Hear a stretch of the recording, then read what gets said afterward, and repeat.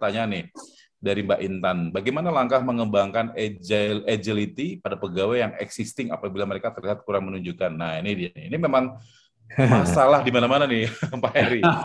Jadi perusahaan pengennya agile, orang HR-nya pengen agile, tapi ada juga karyawan yang kategorinya tanda kutip deadwood yang nggak mau agile gitu. Nah, ini gimana nih cara Pak Heri tips dan triknya? Oke, gini ya, biasanya kita melakukan hal seperti itu tentunya stages ya. Karena kalau buat saya prinsip segala sesuatu itu harus dilakukan secara sistematis dan juga stages gitu ya. Tentunya tadi kita berharap bahwa seorang agile tidak bisa instan gitu ya. Kalau yang ada ya, kalau bicara orang yang ada. Nah, tadi kita bertahap melakukan untuk seperti itu.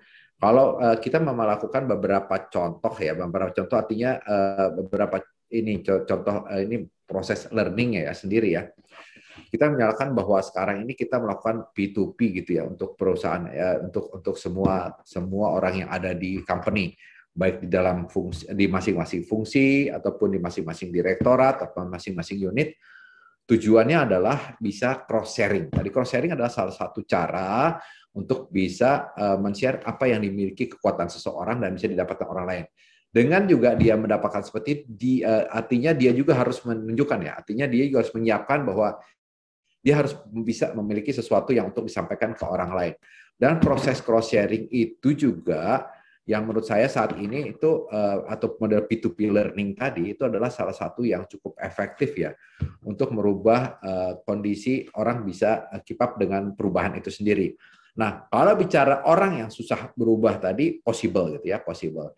Tahapannya tentu tadi stages ya dengan P2P tadi tersebut, kemudian juga kita lakukan yang kita wajibkan bahwa si siapa namanya si supervisor tadi dia memonitor ataupun dia melakukan proses monitoring, ada proses tracking namanya, tracking terhadap seseorang ketika dia ada ekspektasi pada level tertentu, kemudian untuk bisa menutup gap tadi dia lakukan coaching ataupun mentoring, the proses tracking tadi, dan itu dilakukan beberapa kali gitu ya, sehingga orang tadi sendiri tadi harus dikasih feedback gitu ya. Yang saya khawatir tadi orang tidak bisa berubah sementara dia sendiri tidak dikasih feedback gitu ya. Biasanya orang dengan dikasih feedback tentunya akan merasa akan tahu bahwa dia kelemahannya di mana. Yang khawatir adalah kita melakukan atau menjudge seseorang bahwa dia tidak bisa berubah sementara kita tidak memberikan feedback ke mereka bahwa sebenarnya kamu kelemahannya apa gitu ya. Atau kita cuma kamu kenapa nggak bisa berubah? Dia tanya berubahnya apa ya, nanti saya bingung. Nah, yang biasanya kalau dari experience saya tadi adalah ketika orang sudah mulai disampaikan bahwa apa hal yang perlu di-develop dan dia juga bisa menyampaikan apa sih kelemahan dia, apa strength dia, itu bagaimana dia melakukan proses. Itulah yang sebenarnya kritikal ketika itu. Dan itu adalah salah satu cara yang so far efektif untuk bisa mendorong seseorang itu untuk bisa berubah ya dengan kondisi kondisi tadi bahwa dia susah gitu untuk itu, kecuali orang yang relaktan ya, artinya kan orang nggak selalu relaktan gitu, kadang-kadang orang relaktan karena dia tidak tahu gitu ya, ketika kita eksplor ternyata dia tidak tahu kenapa dia nggak relaktan karena dia sendiri tidak mengerti gitu. Nah tadi kalau ada beberapa hal yang saya sampaikan tadi Mas Hakim tadi bahwa kita harus memiliki skill juga ya sih seorang leader itu, salah satunya adalah the way dia komunikasi dengan bawahan, sehingga dengan seperti itu apa yang akan disampaikan itu memang bisa diserap oleh si orang yang kita maksud gitu ya. Kecuali tadi memang orang yang sudah kita coba dengan beberapa hal tidak mau juga ya, artinya they are not a part of our ini ya, our mission gitu ya. Kalau kira-kira Mas Hakim ketika lagi perang, ini orang ada salah satu yang tidak misinya beda dengan ketika Mas Hakim perang. Nah, mungkin Mas Hakim lebih tahu bagaimana caranya untuk yang seperti itu. Ya. Terima kasih Pak Heri. Jadi memang banyak ya kalau lihat dari pengalaman Pak Heri kan memang berada di perusahaan-perusahaan yang banyak nih yang seperti ini yang agak susah sedikit diajak agile, tapi dengan teknik dan trik tertentu, khususnya komunikasi dari atasan atau leadernya tadi. Nah, ini bisa menjadi membawa mereka untuk masuk ke dalam arah visi misi perusahaan. Baik, yang lainnya silakan kalau ada yang mau ditanyakan. Kalau saya belum ada yang nanya, saya nanya deh Pak Heri ya. Jadi kalau kita di masa-masa sekarang ini kan memang orang diminta untuk bisa belajar, apalagi belajarnya virtual, lalu kemudian di rumah gitu.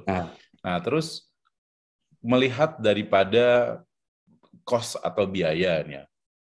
Bagaimana cara mensiasatinya? Apakah tidak akan ada perubahan dari yang biasanya kita lakukan secara offline yang tidak kita buat selama 1 tahun penuh, kemudian dirubah metodenya menjadi misalnya pakai LMS atau pakai digital learning, itu apakah berpengaruh nggak nanti kepada bisnis perusahaan? Oke, tentunya yang perlu jadi prinsip adalah bahwa kondisi sekarang ini memaksa orang mungkin harus merubah polanya ya, dan juga mengakses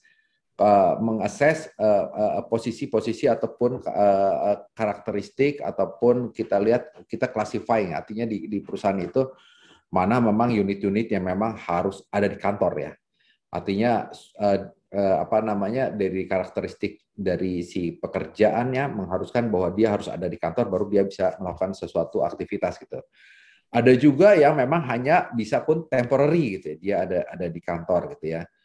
Dan juga ada juga yang memang sama sekali dia tanpa dia harus ada di kantor semuanya bisa berjalan. Kayak ada beberapa unit yang seperti IT gitu ya. Artinya kan mereka semua bisa dilakukan, apalagi dia bicara teknologi saat ini semuanya bisa dilakukan tidak harus di kantor gitu ya. Ataupun di HR, even di HR sebagian besar menurut saya kalau saya assess sih itu bisa sekitar 60-70% sebenarnya bisa dilakukan di luar kantor. Artinya bisa di rumah atau wherever dia mau gitu ya.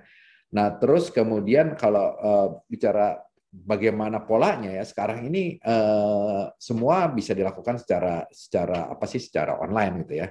Secara online, even learning, kita semua platform learning kita sudah taruh di digital. Artinya prinsipnya adalah setiap orang bisa belajar kapan saja. Itu tidak harus ini belajar kalau model dulu belajar kita akan belajar di minggu sekian, tanggal sekian sampai tanggal sekian gitu. Orang nih kita buka sesi untuk orang belajar ini gitu.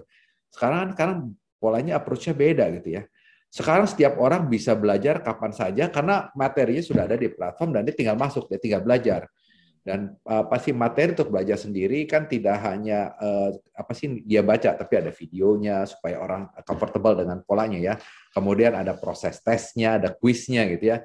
Sehingga setelah itu mereka bisa poin-poin tertentu yang kita expect dari dia pembelajaran itu bisa dia dapatkan gitu ya. Artinya bicara semuanya kita siapkan, semuanya ada di digital. Dan juga kita siapkan kalau di dalam sendiri kita ada namanya e-library gitu ya. Kenapa? Itu adalah untuk juga membuat proses learning culture itu berjalan. Sehingga kalau orang yang suka belajar, suka itu kita bisa lihat nih dari seberapa banyak dia akses ke e-library gitu ya. Karena kita ada e-library gitu. Kemudian seberapa curious dia untuk belajar hal-hal baru ataupun buku-buku yang baru itu juga menjadi salah satu indikator gitu. Gitu Oke. Mas. Siap. Pak Heri, karena waktu juga nih yang membuat kita akhirnya harus Pak Heri memberikan closing statement. Apa closing statement-nya dalam kurang 1 menit? Silakan Pak Heri.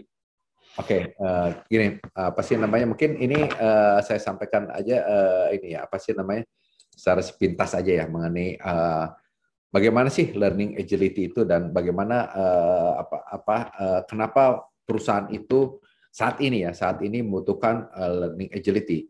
Kita rasakan bahwa dengan rapid development atau volatility dan uncertainty yang sangat tinggi, model bisnis akan terus berkembang dan akan berubah. Maka untuk bisa catch up dengan seperti itu dibutuhkan orang-orang yang adaptasinya tinggi terhadap seperti itu. Untuk orang yang bisa melakukan adaptasi tinggi tadi adalah orang-orang yang tadi bisa relearn, unlearn, dan juga learn gitu ya. Itu penting sekali karena dengan seperti itu dia mudah sekali beradaptasi dengan perubahan-perubahan yang ada ke depan sehingga kita tidak akan ketinggalan. Karena perubahan di depan di luar yang lebih tinggi, kita melakukan perubahan yang lebih kecil daripada perubahan di luar, maka kita akan ketinggalan.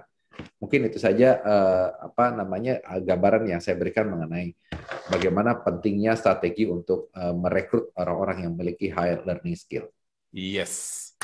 Terima kasih Pak Heri. Tepuk tangan buat Pak Heri. Jadi kalau saya boleh simpulkan bahwa memang sekarang talent acquisition kita harus mencari orang-orang yang punya semangat belajar, masih mau belajar, dan tetap akan belajar sampai kapanpun juga. Karena ini nanti akan membuat perusahaan menjadi survive. Terima kasih Pak Heri atas closing statement-nya.